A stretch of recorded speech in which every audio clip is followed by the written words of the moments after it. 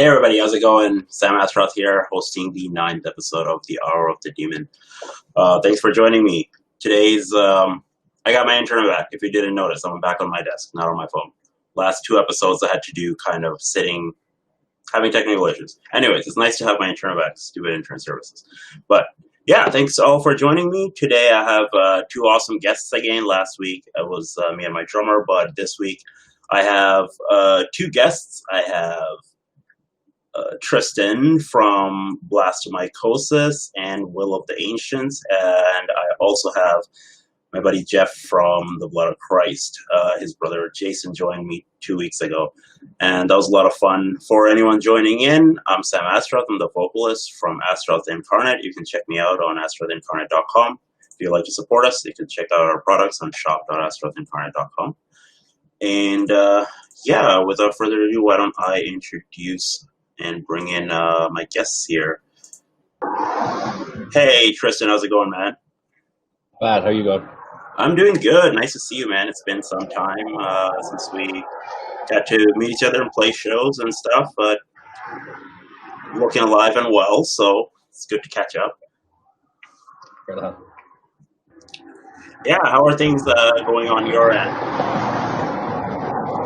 I know we live in the Pretty same good. city, but any of your fans or family or anything? You know, just been hanging out with the family and been recording some stuff with Mortarfall, the band I joined. Yeah, Martin's band, right? Yeah, Martin and Anna. Nice, yeah, that's cool. I'm glad you are doing more projects, kind of keeping yourself busy, I guess. Yeah, I've been writing some new Will of the Ancient stuff too. While it's lockdown stuff's happening, so I've been trying to keep productive.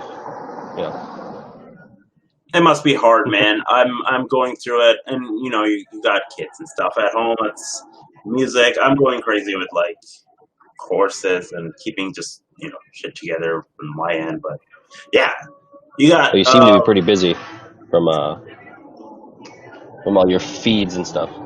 I'm trying, man. I'm at home and I just want to play shows. So this episode is about shows, So that's why I was like, I should totally have show hungry people and bands to kind of talk to, right? We also have our buddy Jeff here. Hey, Jeff, how's it going? Hey, man. How are you? I'm good, man. Nice to see you, too. We just had Tristan there. I believe he just dropped out. He might come back in a sec. But yeah, it's nice to have you, too, guys. This is Jeff from the Blood of Christ. For anyone that watched 2 weeks ago, I had his brother Jason on the podcast. And we played a few other songs, but yeah, man, we checked in with Jason. How are you doing on your end? Pretty good. Not bad. Trying to keep busy. Unusual circumstances for everybody. Nobody's experienced this in our lifetime, right? So yeah, keeping the family busy, keep working, writing music, recording. We're actually finishing up a mix today for, like you and I were talking about earlier. We got a split release coming out. Yeah. With Vomit Remnants. We've been working really hard on that for a couple months. A lot of stuff in the library coming out, man. That's awesome, man. I know that, yeah, Jason kind of ran me through what you guys are doing. That's really cool that you guys are doing a split it's a Japanese band, right? Yeah, they're called Vomit Remnants. They've been around for a long time. I've been talking to their drummer, Keisuke, since the mid-90s, something like that. Yeah. So, yeah, they're like, it's kind of cool. They're different from us. They're more brutal death metal, like slam a little bit. Yeah. Not totally, but, so it's a nice mix. I heard the stuff.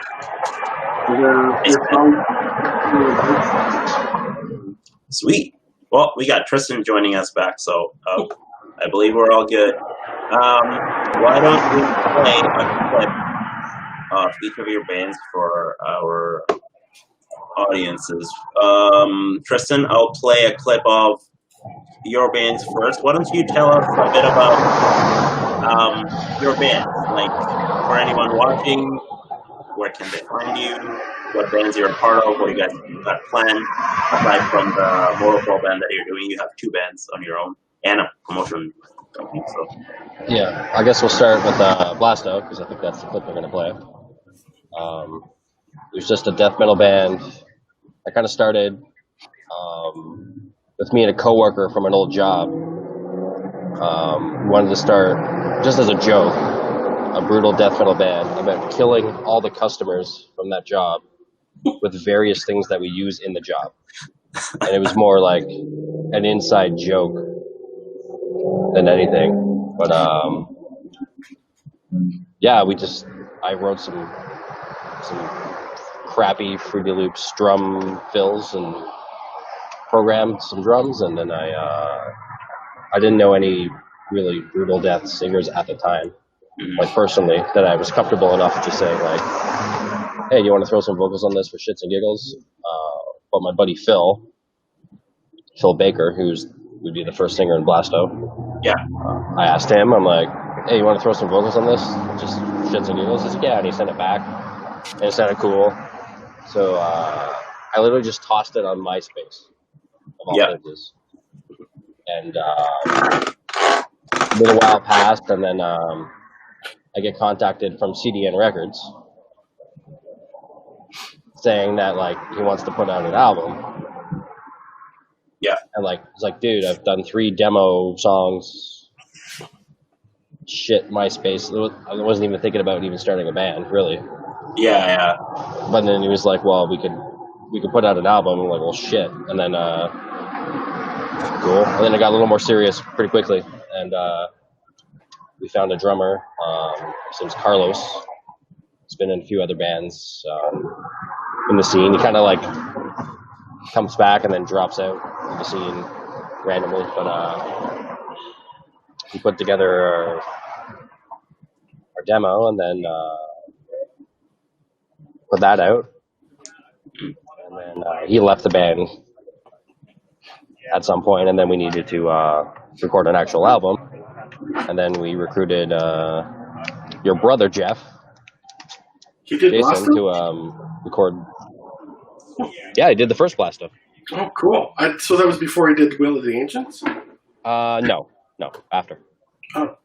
First Blasto album was 2009, and the first Will of the Ancients album was 2000. Well, the one with him is 2006. So. That's cool that you guys work together. That's how that started. And then, yeah. I think he's going to keep losing the connection because he's outside. Maybe it's cutting him out. But what we can do is, why don't we talk about Blood of Christ? I just mentioned something cool. How you just said, people work together. Yeah. Like how my brother worked with Tristan's. I forgot about Blasto, actually, but he worked with Will of the Ancients, and at that time we had somebody else drumming, and we actually played shows with them. It was cool. It's a cool little, like you mentioned, you want to talk about the scene, right? It's cool how you can network like that around here with other bands. You totally can. Yeah, that's one of the cool things I like about that, because I've not been in this as long as you guys. I've been in the scene since like 2012, 13. So just seeing how things evolved over time, and I was just having, we're just talking about how like scenes evolved over time. The episode a couple of weeks ago that I was doing with Jason and Timothy, that one we're talking about stuff, starting back in the 80s, 90s, and going into 2000 and how things are now. So it's really cool to see how things kind of evolve over time. Listen, I'll play a clip of Blasto for our fans. I'll watch, and then Jeff, I'll get you send me a clip of Blood of Christ. I'll play that too. So yeah, guys, here's the of BLASTOMYCOSIS. Tristan, why don't you introduce this brutal song for our fans? This is Meat Hooker off of Covered in Flies and Afterbirth. Fuck yeah. All right, guys. Here's Meat Cooker.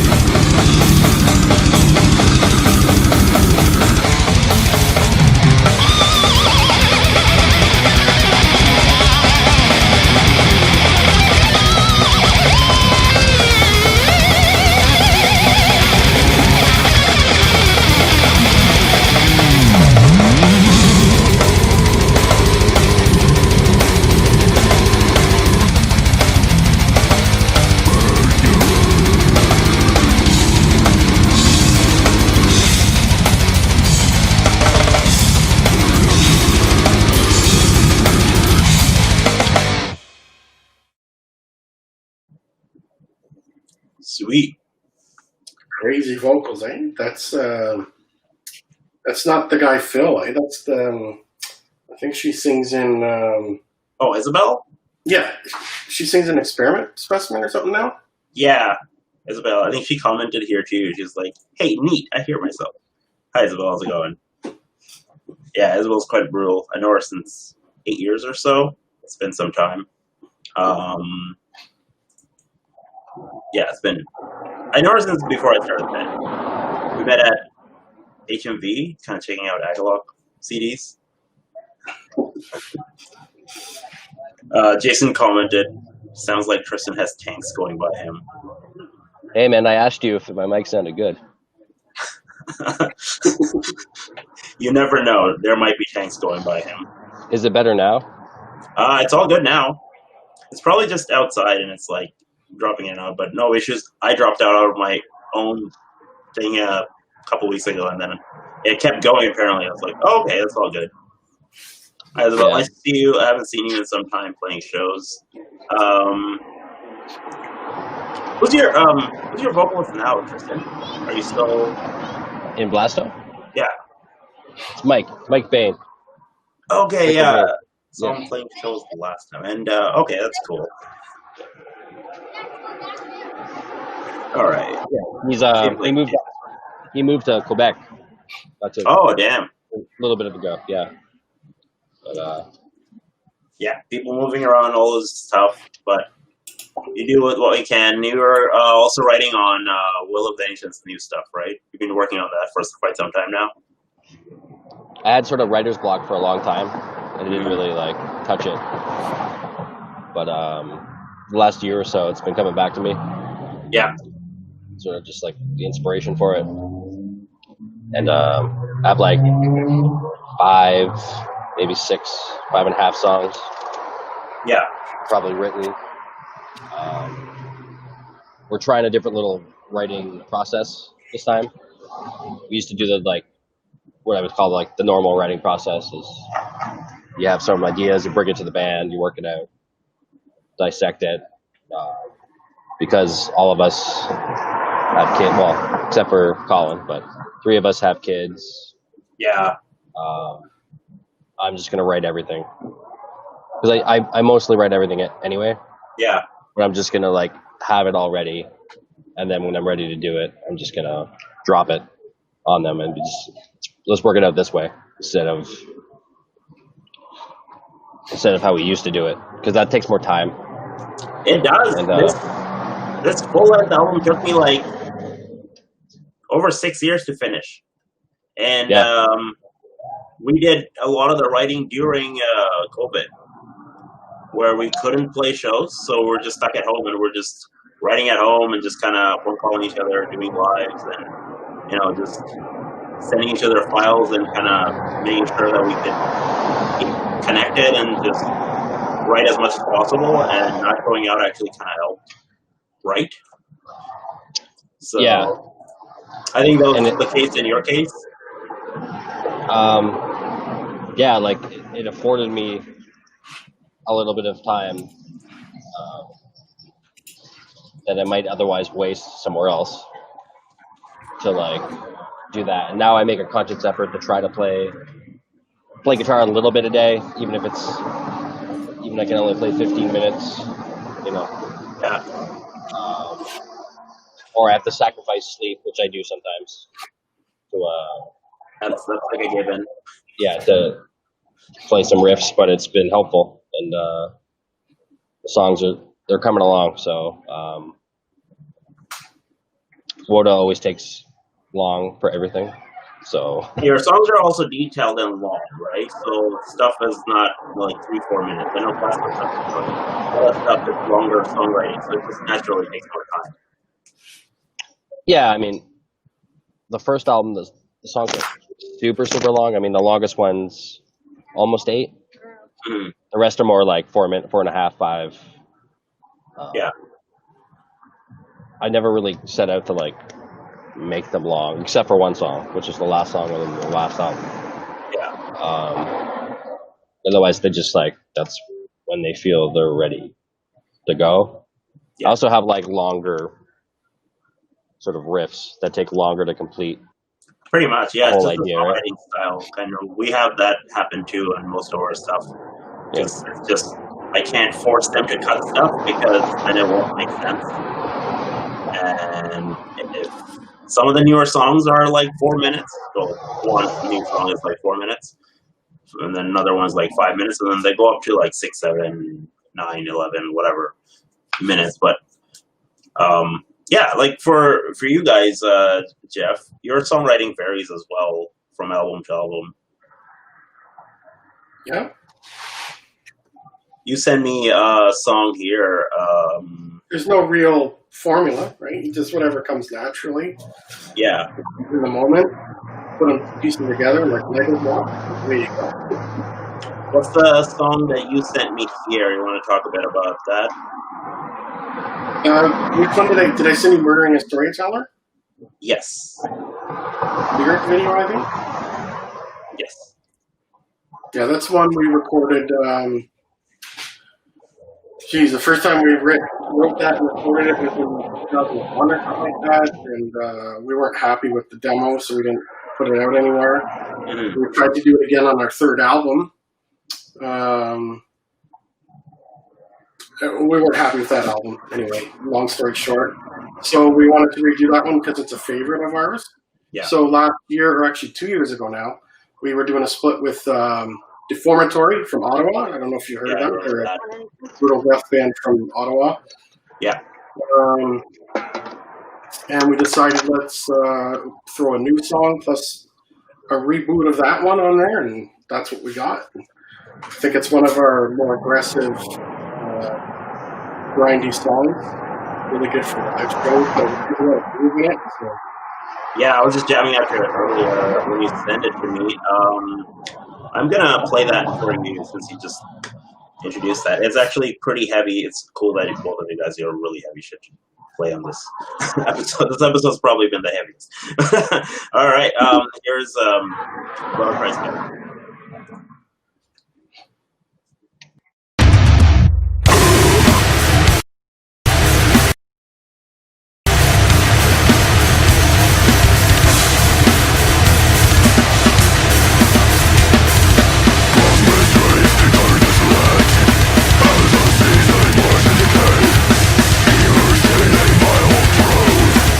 Expectation as needs to exist.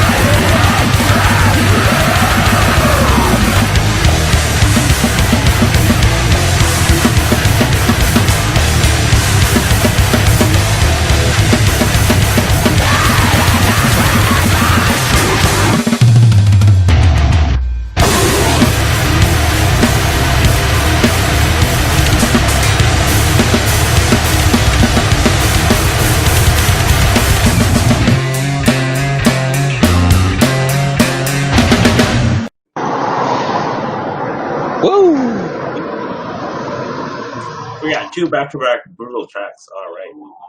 I used to rock that album a lot, actually. The Breeding Chaos. Oh, nice. You have that album?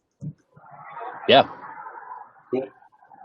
I think I would say long ago because Jason, but I think Jason popped me one. Do you guys play Pagan Circle live? No, we haven't played that in 15 years. Fucking should. That song's fucking awesome. Cool, thank you. We're actually taking that third album and our fourth album and rebooting all of them and start from top to bottom. So Damn. we'll probably bring some of those back into the set, hopefully. You guys are you guys remastering them or re-releasing or just kind of bringing the older songs back? Like you're addressing what I just said about rebooting the 2 albums. Yeah. We're re-recording all the guitars and bass and vocals.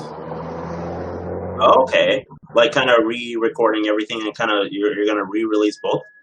Yep, as one Oh, compilation. okay, that's cool. Yep. That's like what we did when we started out. We started out back in 2013 and then we put out like a demo in 2015. And then we had band member changes and then our songs became a little different. Mm-hmm. And then we put out the same demo as EP in 2017 and then our sound changed again. So then we took another 2 years. That's exactly what we're doing. Exactly why. Like those 2 albums, we love a lot of the riffs and songs and stuff, but they're not really indicative of what we're doing now and where we're going and what they really could have been, in our opinion. So we'll see what happens. We got a lot, this because of this pandemic lockdown. We've got like 4 projects for Blood of Christ on the go right now at once, right? So that's great. So.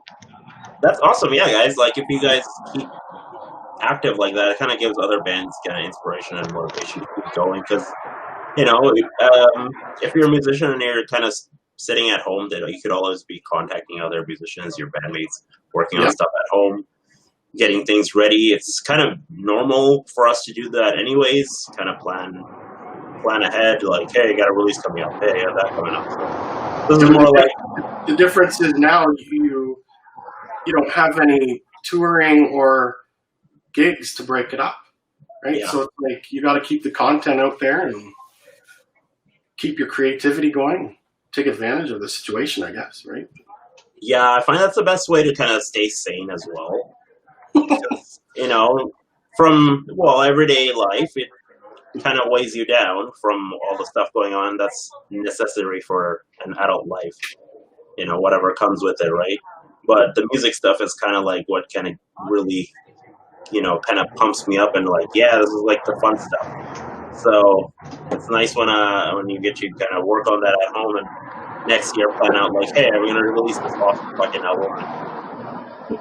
And, do a lot with it and you get all the time in the world to work it out. Jason said, "Pagan Circle is coming back. Great live song with power and darkness." All right, there you go, Tristan. Got your recommendation went through. Yeah. Sick. What about, has anything changed based on the writing while you guys are at home, kind of writing away? Has anything shifted in terms of creative thinking or something for you guys? For writing for your bands? Tristan, go ahead. Put me on the spot, eh?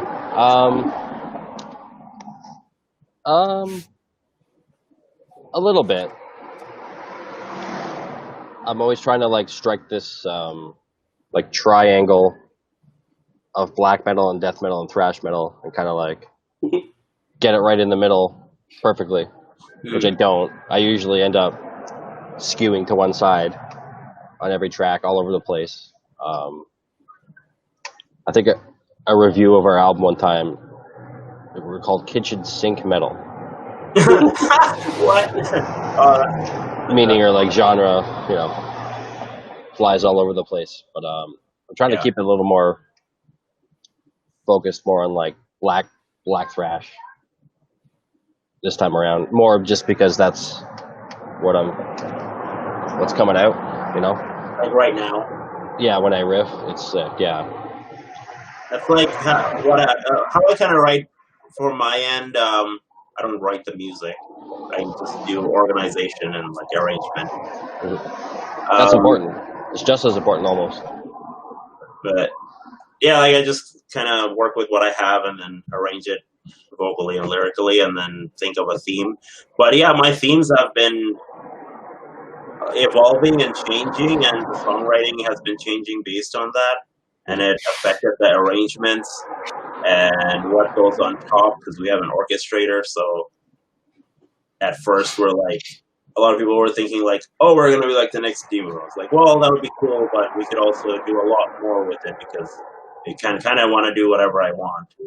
Obviously kind of being like the black death metal as a baseline, but I could throw in whatever I want on top, and really having orchestration and keyboards, I could kind of just turn it up, tone it down, put it in the background, mix it up, make it do more bassy stuff, have it do leads, throw in and do whatever I want on top of the music that we write first. So we write the core music, and then depending on the feel, emotion, mood, we just throw in whatever else on top. And it's been kind of helping with just staying at home and working, writing. Each song started turning out a bit different, having a little bit of an individuality to it, because we weren't kind of trying to write it all together. So we gave each song their own time. Like, hey, this song feels like this one's like that.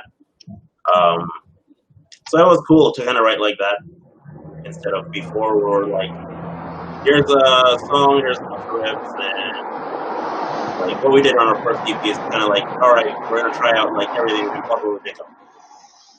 And then your first EP is awesome though. Oh yes, like I tried, right? I was just like, this is all I can think of right now. So here you go. I think a lot of people, the second they hear any sort of orchestral shit behind any heavy shit, they just think it's like, oh, it's Demu. Like, it's no. if you think so, but it doesn't though, because I remember like people would try to say that H.O.T.D was like symphonic metal. I'm like, in parts, yeah, but like there's parts of songs, there's whole songs on the album that there's no keys at all. Yeah, and then there's like parts where there's only songs that was only like keys in one part. Yeah. But because when we used them, they were heavy. It's kind of got this like symphonic thing, but I don't really think it was. But I don't. To be short, I don't think you guys sound like Demu at all. Thanks. I try not to sound like one band, but yeah, like I don't mind sounding like Demu for a minute or 2 minutes or 3 minutes, but you know, if I'm writing an hour-long album, I'm not going to sound like Demu like 45 minutes in it. You know, it just helped out that whatever we put on top, we had to say on what we wanted to do, kind of take our time to experiment. So, if one song, you guys keep freezing on me. One thing I find that's really missing right now, the creative process hasn't changed. Just getting contact with each other or not, but actually getting into a rehearsal room with the band and putting these songs together and giving them that raw live feeling and making sure they really are what you envision them to be. You know, like that aspect is probably one of the most critical parts of a band, actually being in the room together with your bandmates and just jamming, you know? Like, I think that not necessarily negatively, but it does affect the songwriting outcome. Definitely. Yeah, I could see that. Yeah. That's Especially, sorry, go ahead. Yeah, Well, back to the drum machine thing. I always find it strange, like certain bands can just do drum machines. Like I'll record or like program drums for a part, and then I'll bring it to the band, and then like I think that sounds cool. But if you have a really good drummer, they're gonna put something on it that maybe you didn't envision, but it sounds way better ultimately in the end, especially if you have a good drummer. Plus, they're gonna play with you live. Like, well, yeah, but like they could just like do whatever you put on. I guess. You know, if it's not inhuman. Yeah. But like, it is better with the drummer. Like, and I think that's the first time I saw you guys when I booked you. You helped us. Like, hey, you better make sure you got a drummer. Yeah, I was like, what advice? I'm like, get a drummer. Like, I'm not opposed to like getting drum machine bands, but like, get a drummer because your tunes were very cool. But like, it was just like, get a live drummer is gonna bring it to a blast. Mm-hmm. They can't produce a blast well on programmed drums. It's like nowadays the way samples come out, you can write with samples, but you can tell when it's written with samples. Especially if you know the drummer. If you know the drummer and you jam with the drummer, there's a certain feel and signature. Kind of like anybody that plays instruments. It's like, you know, if somebody was like, "Sam, I'm just going to replace you with a voice module." Yeah. No matter how good it was, it wouldn't have the realistic feel. You know, no matter how well you programmed it. The same with drums. It could be very well programmed. It could be perfect. But it wouldn't be imperfect or human. And no amount of programming will take someone's like hard learned skills away from years of drumming. Yeah, I mean, when Jeff Longo joined our band, we never had a drummer that like fast or like that could do 1 foot blasts like so clean, and like it just upped our sound like hard. Like the second he joined, like wow, I can do all this. It seems weird, like oh, you hear a blast beat, like can that up your writing potential? Yes, it can. Yeah, because if you get used to jamming with someone with a certain range, you try to like keep it within that range, and that makes sense for whatever you're trying to write. Yeah, right? Because you don't want it to sound awkward. But like when he joined and just like, I'm like, holy fuck, man! I'm gonna speed things up, and that's what we did. And then we did our first official first album, which is really our second album technically, but it's a long story behind that. But yeah, we just went and it went off well when we released it. And yeah, like just a good feel from the drums can like elevate your playing in ways you wouldn't even think about it. Like, yeah, definitely. Like for me, for drums, like I hear one of my favorite drummers, like Frost from 1349 or Satiricon. And like I can hear him personally when he plays drums. It's like I can hear his hits. I know it's his. I don't know. It's a certain feel I get. I don't get that when anyone else plays.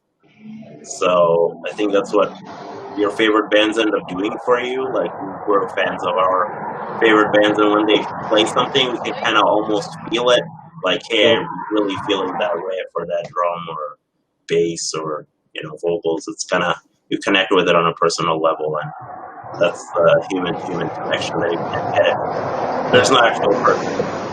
Yeah, me and Jay locked very well musically, so that's why he was on the Blasto album. That's why he's on the World album. Yeah, it's really cool to see because we're all itching to play shows. There's, I think Toronto is in, or Ontario is in phase 3 right now, so we are able to have like gatherings and stuff, but I don't know if it feels safe enough for shows or whatever. You guys have any plans to play shows? Jeff or Tristan, do you guys have any plans? Throw that to Jeff. Any plans for shows? This year or next year, if you guys are planning something, or if anything got moved? Not yet. I hope so.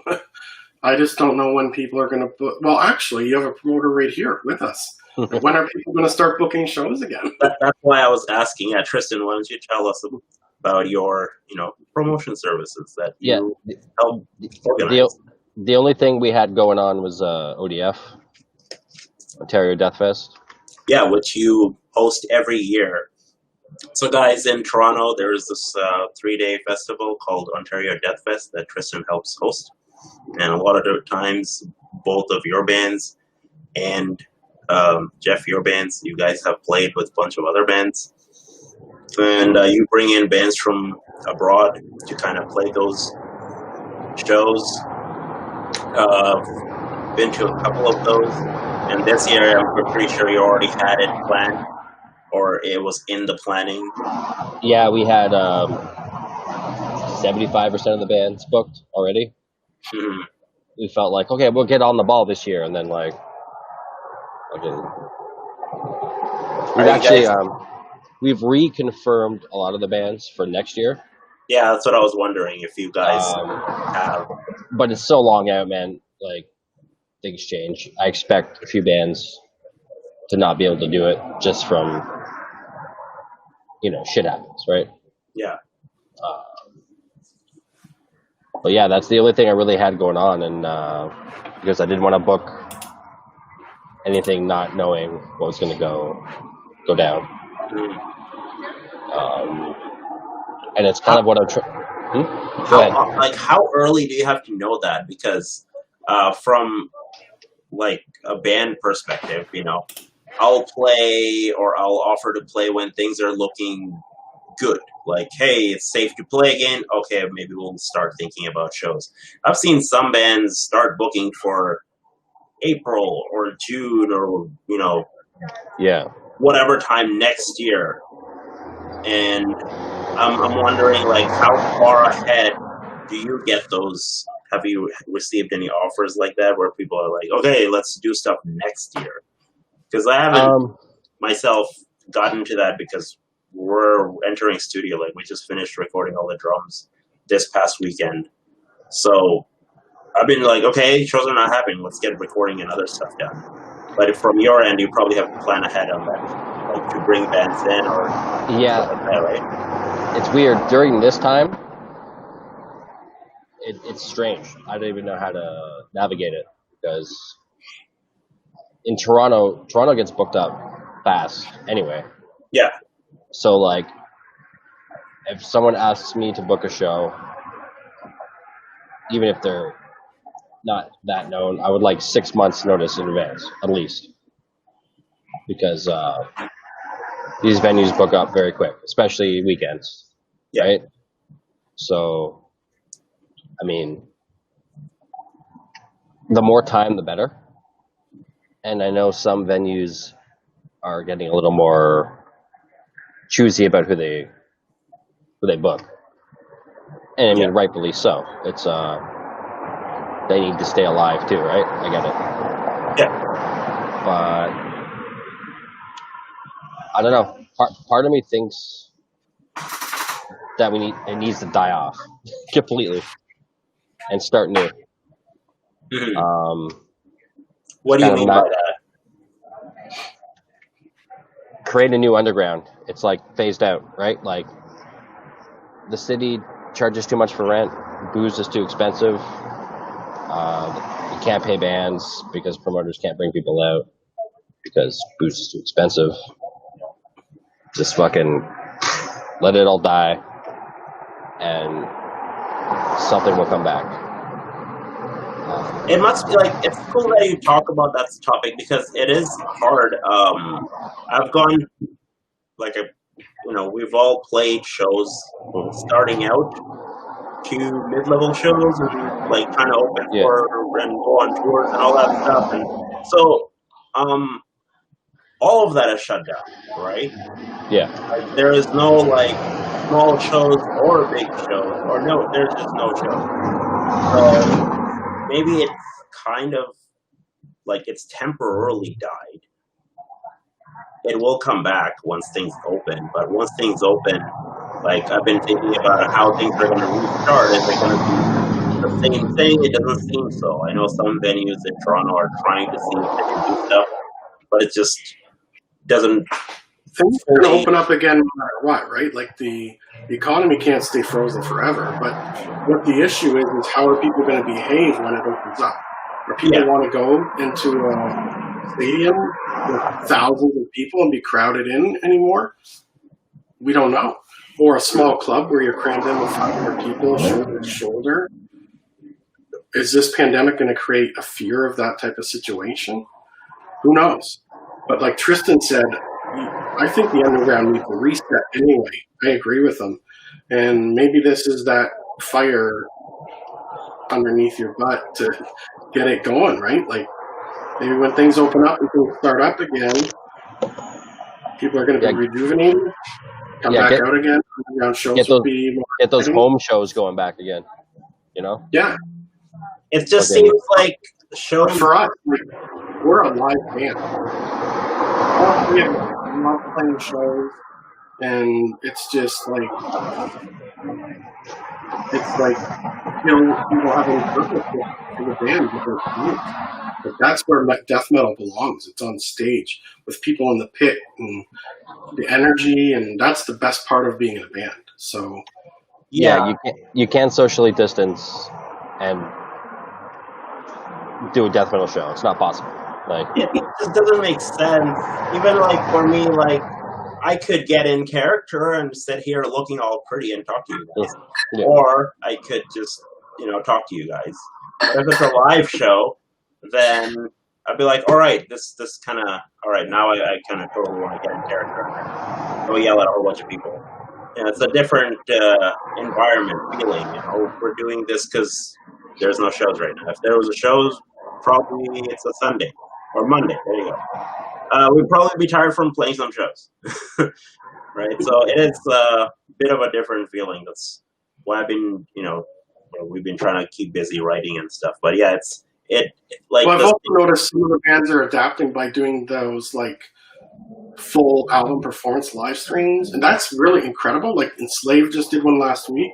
They did for their Below the Lights, and it was amazing. Yeah, I was watching that too. That's incredible. But that can't be the permanent solution. That's cool. That's really cool because there is nothing else. But if that was like how concert experiences evolved into, then that doesn't feel right. Like I would love to play a live stream if we had no shows. If I could do that, that'd be great because there would be no other shows. But on the other side, if there were shows, I would just play a whole bunch of shows. It just would make so much more sense. And go places so. It's cool that you say that, Tristan. Maybe it'll actually help level things out because I found that it was starting to kind of like scale like in a little lopsided way where it was like, hey, things don't feel so fair. Well, even the venues were dying off even before COVID. Yeah. Right? Like all the Coalition dropped off and all these other venues are just dropping like flies because of condos and bullshit like that, right? Mm-hmm. But I do feel like it needs a restart. That's just like what I feel, right? I could be wrong, but it is a restart. I know the result of that is a bunch of people without jobs. I get it, but it might be best in the long run. Well, it may be an opportunity for a new job. Opportunity for bands that would otherwise be not noticed. regardless of the genre. Like, you know, it could be anyone playing anywhere. Like, band, I don't know. Maybe I'm thinking like idealistically, but like No, it's totally okay to think like that because it is, as musicians, you're obligated to kind of feel supportive towards other musicians that are like, you know, grinding away, playing shows and writing albums, playing shows. And I'm it also feels, talking like that as a promoter. yeah, as a promoter as well. It's Well, hard. that's a funny thing too. Like, I only started promoting because at the time there were not a lot of good promoters on the local level, right? Like, there was Noel, you know, Inertia, who does the bigger stuff, but like locally, like, it was very, very scarce. So I was just like, well, I think I could do this. Like, I know enough about running a show, and honestly, like, I'm better at running a show than promoting a show, if that makes any sense. But I just did it because I felt there was a necessity for it. Mhm. And when I started doing it, there definitely was. Because the first, 10, 15 shows I did, like, were very well attended. And, like, I think I grew a decent reputation for not fucking bands around. Yeah, And that's I remember. and that's all I wanted, right? Like, not to fuck bands around, like, just like, For anyone wondering, I will vouch for Tristan hosting yeah, good, honorable shows. don't promise what you can't do, right? Yeah. And say no to shit. Like, I remember back in the day, I'd see some shows that go on. I'm like, how the fuck did that guy do the show? Yeah. Like, it seems impossible. And then, you hear stories about, like, bands getting stiffed for shit, and, I don't want that shit. We've all gone through like some of that. It's really you see kind of who to work with, how to work in general, and what to accept and what not to accept. Yeah. And I'm sure you guys have experience in that. Regarding like playing shows, I think that could even be the how things restart. Is there could be like new ways to do shows where you could work together. You can work together to have bigger shows, and Yeah. by having that doesn't mean drink prices that you mentioned. I don't get the luxury of drinking much because I am driving most of the time, and when I play shows, I got a lot of responsibilities. So, but that's where bars make their money. That's where bars make Right? their money. Very So, understandable. like, if you want to play at bars, people have to drink, and Yeah. that's just that, right? Like, that's why people will do, like, they'll let their regulars in, right? Mhm. I know a lot of promoters hate that. They'll be like, "Oh, you're letting these." Well, guys, I believe there was some internet connections going on. We both lost Tristan and Jeff. Jason here did something. Tristan did the Blood of Christ Comeback Toronto show. Awesome gig. Yeah, guys, as for shows, I've played in the Toronto, Ontario, and Montreal area. I haven't toured outside of Canada for music. I've done while I was doing pro gaming, but not for music yet. Tristan and Jeff both have. My laptop died. Oh, it's all good, man. As long as you can join back in. Yeah. We'll wrap this up because it's almost 8 o'clock. Got 5 minutes left, so it's good that I think we touched on some good topics to talk about shows because that's like the first number one question for pretty much any musician or metalhead or any music fanatic. It's like, hey, dude, how do I get my music fix? Okay, so I'm pretty sure we're all wondering about shows and stuff. But yeah, if you guys have any last words, shout out for your bands or what do you got coming up, we'll wrap this up because it's almost 8 o'clock. Thanks for joining me. But yeah, if you guys any last comments to say, Tristan. Check out Will of the Ancients and Blood of Christ, of course, and Blastomycosis. But also, Mortal Fall has a live streaming concert that we recorded. That's happening through what are they called? I'm worse. I forget. But go to the Motorfall Facebook page. Yeah. And you'll see that we're playing. We're part of a live concert series. Yeah. It's happening on Friday and Saturday. Oh, nice. A bunch of different bands from a whole bunch of different countries and a whole bunch of different metal genres.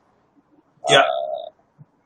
It's a Romanian site, so I think we're playing. I see it right now. Yeah. Bloody News Online Fest, August 28th, 29th. Yeah. Let me see if I can share my screen. That'd be interesting if I can. Let's see if this works.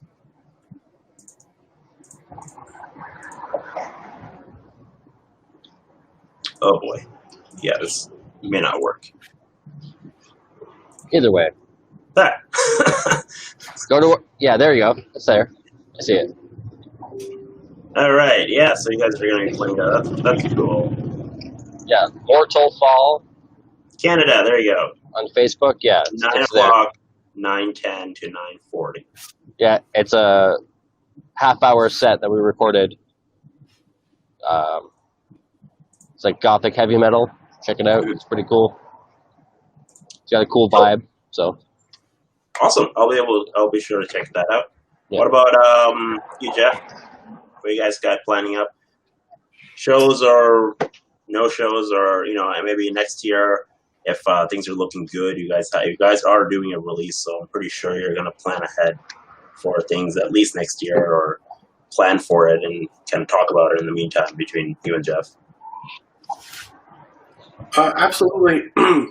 Shows we don't know right now, like we've been talking about, but we want to get back and play shows. We're invigorated right now and itching to do it. We're working on a split, actually finishing up today. It's going to be sent off tonight for mastering. That's coming out on CDM Records later on this year. It's with Vomit Remnants. For 5 songs from them, 4 from us. All 4 of ours are new songs. We're also working on the 25th anniversary reissue for our 3rd demo this year. So that will be later this year. Hopefully with CDM Records again as well. And we're writing a 5th album, and we're rebooting our 3rd and 4th album. So we have about 4 projects on the go that we want to have taken care of from now till next summer. And hopefully by then, somewhere in there, we'll get to do some shows. You and I were talking about do a nice mini tour with a couple bands that we all know, like the 3 of us right here, maybe. Whatever. Like, I think things look good. Things look really positive, and I hope everybody is safe and healthy. And hopefully we can get back to normal soon. Yeah, hoping for that too. I just went and got a COVID test, so we'll see. I'm feeling okay, but just gotta make sure that everyone's good. I got old parents and stuff, and but yeah. Well, thanks so much for joining me, guys. It was really awesome. Seriously, guys. Hopefully, get to see you guys in person. That would be good, and grab a cold one or so. Soon, hopefully. Yeah, guys have a lovely week ahead. And yeah, thanks for everyone for joining. See you guys. Thanks for having me. Cheers. Take care, guys.